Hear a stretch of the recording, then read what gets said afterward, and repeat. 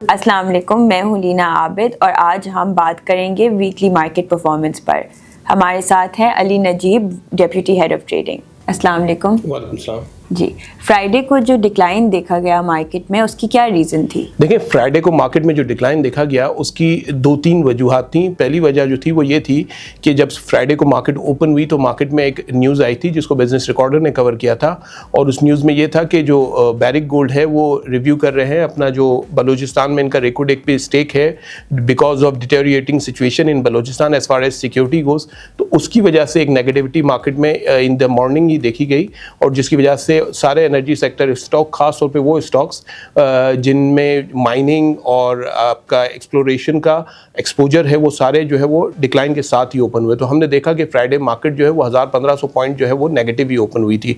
फिर उसके बाद आखिरी में हमने देखा था कि वैल्यू हंटर थे, उन्होंने मार्केट के फॉलिंग सेंटीमेंट को थोड़ा सा रेस्क्यू किया था और market manage to close at I think 3700 point का डिक्लाइन था और मार्केट ने 1,84,000 की हद से ऊपर ही क्लोज किया।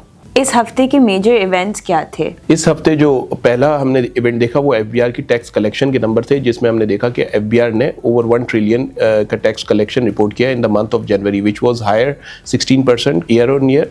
हाउएवर 15 बिलियन टारगेट से शॉर्ट था। अगर हम 7 महीने की बात करें तो एफबीआर ने तकरीबन 7.1 ट्रिलियन का टैक्स जमा कर चुकी है, जो कि अगर हम 7 महीने की बात करें ईयर और ईयर कंपैरिजन से और टारगेट से, तो वो 345 बिलियन कम था। इस हफ्ते का जो सेकंड इवेंट था वो फ्यूल प्राइसेस की थी, जिसमें गवर्नमेंट ने 11 रुपये एचएसडी में कम किए, लेकिन एमएस की प्राइस सेम रखी है।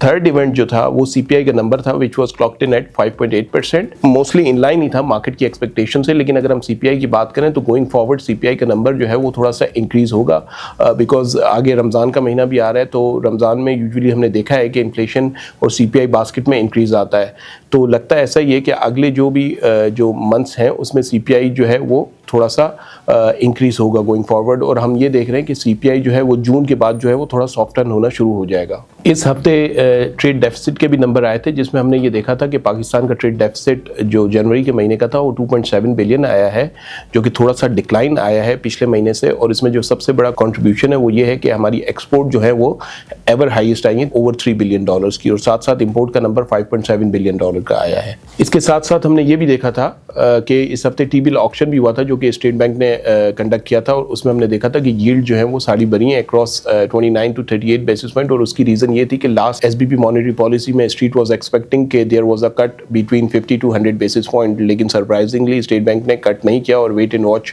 अप्रोच को ऑप्ट किया, जिसकी वजह से हमने देखा कि टी बिल ऑक्शन में जो यील्ड है वो दोबारा रिवाइज अपवर्ड हुई है। इस हफ्ते की कॉर्पोरेट रिजल्ट्स कौन से थे?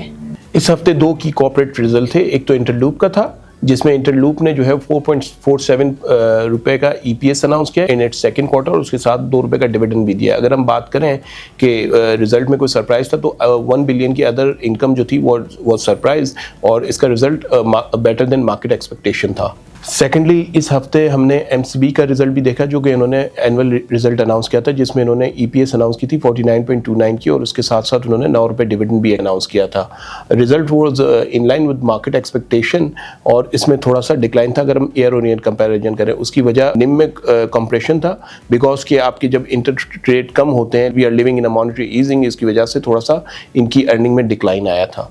आईएमएफ का जो थर्ड अपकमिंग रिव्यू आ रहा है उस पे आपका क्या ओपिनियन है? देखिए, आईएमएफ का जो थर्ड अपकमिंग रिव्यू आ रहा है उसमें हम we are fully prepared as far as finance minister goes. उन्होंने फ्रेमवर्क ऑलरेडी सबमिट कर दिया है, और उसमें हम जो देख रहे हैं, एक तो मैक्रो इकोनॉमिक स्टेबिलिटी की बात कर रहे हैं, टैक्स टू जीडीपी रेशो बढ़ाने की बात कर रहे हैं, और साथ साथ स्ट्रक्चरल रिफॉर्म की भी बात कर रहे हैं।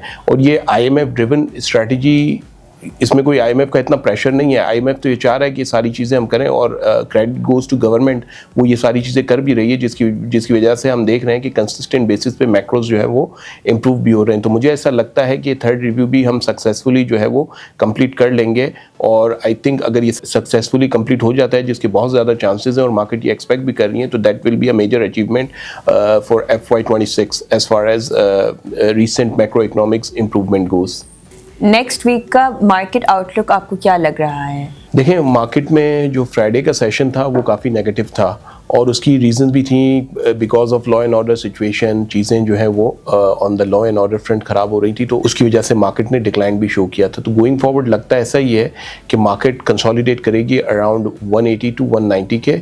अगर कोई चीज़ें बेहतर रहीं और जियो पॉलिटिकल फ्रंट पे जैसे हम सुन रहे हैं कि यूएस ईरान के मामला भी चल रहे हैं, वहाँ पे डायलॉग्स की भी बातें हो रही हैं, अगर तो ये चीज़ें डायलॉग से हल हो जाती हैं गोइंग फॉरवर्ड और कोई वॉर टाइप एपिसोड दोबारा नहीं होता जो हमने लास्ट ईयर भी ईरान और यूएस को और इजराइल का देखा था, एक 10 दिन की वॉर हमने देखी थी, 10 से 12 दिन की, इस तरह का कोई डेवलपमेंट नहीं होती, तो मेरे ख्याल में मार्केट यहाँ पे कंसोलिडेट करेगी और इट्स अ बाइंग अपॉर्चुनिटी। और यहाँ पे मार्केट में देखें कॉर्पोरेट रिजल्ट सीजन भी चल रहा है जिसमें रिजल्ट भी बहुत अच्छे आ रहे हैं, साथ साथ जो कंपनीज़ हैं वो हैंडसम डिविडेंड भी अनाउंस कर रही हैं। तो मेरा ये ख्याल है कि अगर आपको अपॉर्चुनिटी मिलती है तो आपको यहाँ पे डिप पर बाय करना चाहिए, चूँकि मार्केट गोइंग फॉरवर्ड अच्छी परफॉर्मेंस ही देगी, considering of the fact that कि हमारी लॉ एंड ऑर्डर सिचुएशन जो है वो सही रहे, बिकॉज इसको हमने काफ़ी मुश्किल से और बड़ी मेहनत से पिछले कई सालों की मेहनत से अचीव किया। अगर इस फ्रंट पे चीज़ें डिटोरिएट होती हैं तो ऑब्वियसली वो मार्केट को भी गोइंग फॉरवर्ड हर्ट करेंगी। अदरवाइज लगता है ये कि market is currently standing on strong fundamental footing and मुझे मार्केट में कोई एज सच प्रॉब्लम नहीं लगता, सब्जेक्ट टू आपकी लॉ एंड ऑर्डर और जियो पॉलिटिकल फ्रंट पे चीज़ें बेहतर रहें।